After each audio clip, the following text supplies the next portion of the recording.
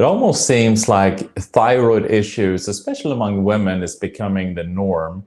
Uh, feel fatigued, depressed, loss of hair, maybe gaining weight, skin is dry, maybe depression. All these are signs of thyroid issues or hypothyroidism.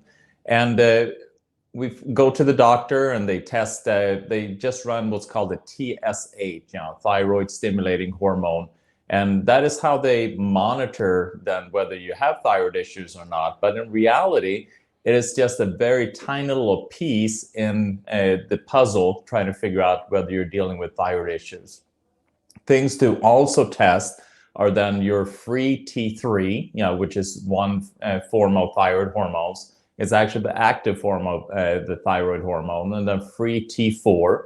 And then you have something that's called reverse T3, and that's kind of the body's brake on the T3 on your thyroid hormone. So reverse, T3 is like the gas pedal and reverse is like your brake. So obviously, if your reverse T3 is very elevated, which can be taking place if you get an infection, like a viral infection or some other infection, or dealing with chemicals or heavy metals, then your reverse T3 can be elevated. And even though then your TSH, which is what most doctors look at, is perfect, you can still be dealing with thyroid issues. And another component that I'm seeing more and more of, and that is actually that the immune system is attacking the thyroid. And the way to find that out is doing what's called an antibody test on your thyroid hormone. So if you want to do a more complete picture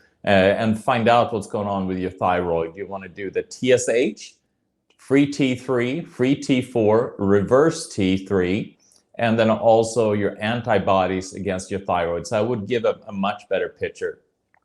So what are some common things if we're dealing with thyroid issues? What are some common things that are important to consider? Well, one thing is our shower. I know that a lot of us don't think about that, but we actually, when we are showering, we're exposing our body to chlorinated water.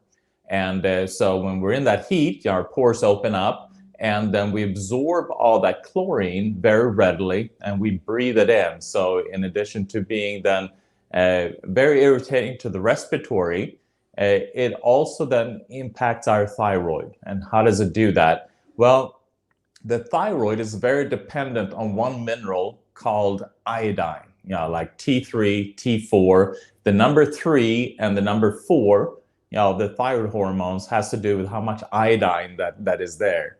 And so if we are deficient in iodine, it's going to be very hard then to produce appropriate amount of thyroid hormones. But iodine is what's called a halogen.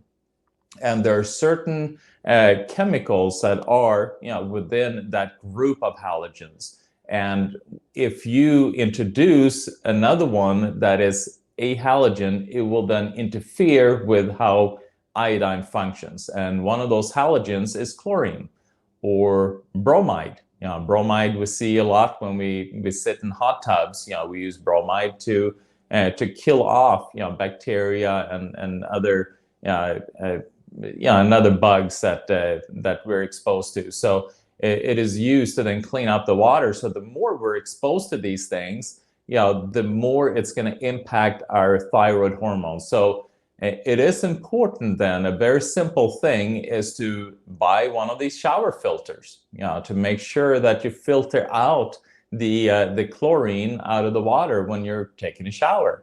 So that would be a very powerful way to protect your thyroid.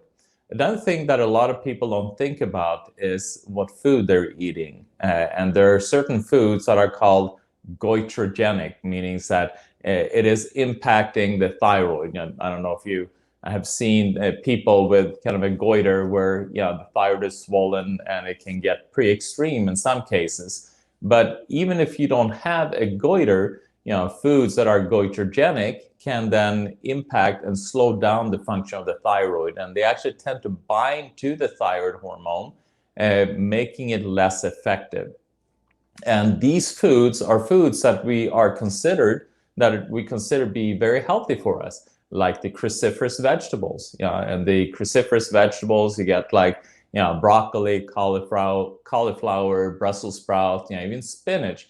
And so as we're loading these foods into our system, we're actually interfering with our thyroid function, and especially if we're eating them raw. So there's a way that you can then deactivate these components and make them not harmful for the thyroid and still very beneficial for your body, because they are very helpful to support your female hormones to kind of flush out unwanted hormones and protect yourself against things like breast cancer, prostate cancer, and all the kind of hormonal type of cancers. So they are very powerful and loaded with nutrients, but when we do a lot of that, that's going to impact our thyroid. So if we just steam those for a little bit, then that helps to negate the negative impact that they have the thyroid, and you can still get the beneficial impact for your hormonal system to protect yourself against